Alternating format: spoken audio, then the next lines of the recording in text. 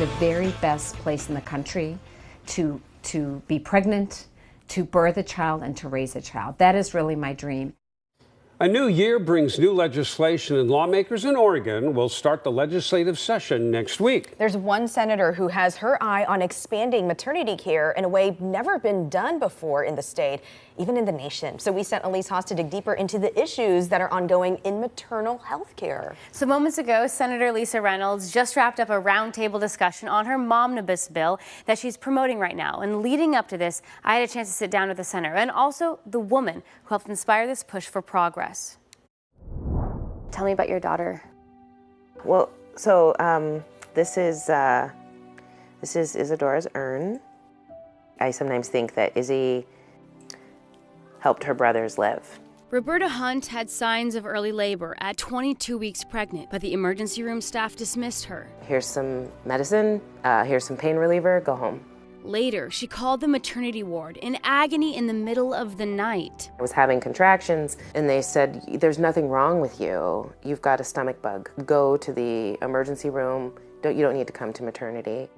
I had a placental abruption, and the placental abruption is what ended the pregnancy. Just like that, her baby, Isadora, became a stillborn statistic. Black birthing people are 2 times more likely to have adverse birth experiences, including loss. During her next 2 pregnancies, Roberta joined Multnomah County's Healthy Birth Initiative, a program addressing perinatal health disparities, especially for African American families. I had the experience of doulas in both pregnancies and became a lot more aware of what good care can look like.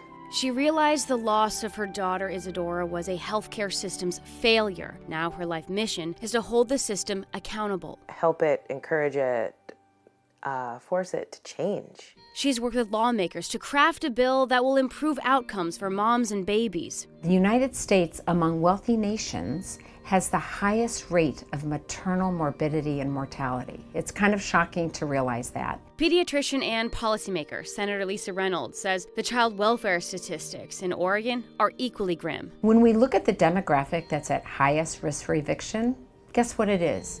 It's babies. And to me, that's just kind of like shame on all of us. This legislative session, the senator is aiming to break cycles of poverty, addiction, illiteracy, and mental illness. She says that starts at conception. I've known this as a pediatrician, and it's only been brought home as a legislator, that as we do better with upstream investments and preventative spending, her Momnibus legislation has 4 key directives to support families during pregnancy and a child's first year of life. First, safe and stable housing through rental assistance and affordable housing. Second, maternal behavioral health support with addiction treatment and behavioral health care.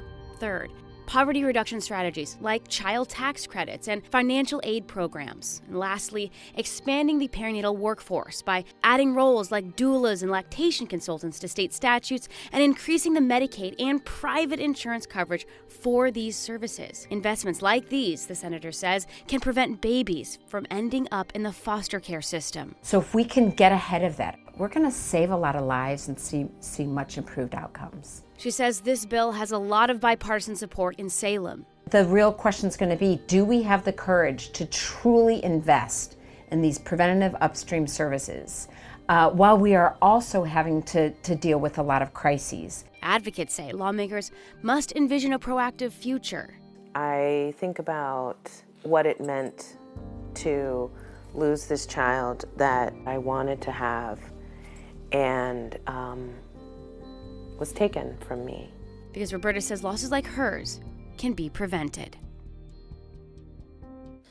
And again, the senator says that this bill really has a lot of support from her colleagues in Salem. They love these policy ideas, but the challenge will come down to money, as it often does, especially with there's so many competing crises that are going on right now in Oregon. Well, it's certainly a story that impacts a lot of people, and some key words that stand out in your report is the prevention, but also how this would be investments in lives and children having a great start in their lives with their parents getting a lot of support, sometimes one parent, and then that that investment helps to build a childhood that we hope would be strong for them. You know, I see all of that. Exactly, and she talks about how, you know, if you spend $2 now, you prevent yourself from spending $10 later. But the hard part is that we would have to be spending $2 right now, and then we still have to be spending the $10 and all the other things that are going on. But this could have some, you know, really long-lasting benefits. And again, the senators are going to be introducing this when the session starts next week on Tuesday. Yeah, we'll see how you're going to track that for us. Yes. And it does, you're right, it just comes down to money. Where the priorities are. We'll see if they make this a priority. Yes, so we'll be following closely. All right, Elise, thank you.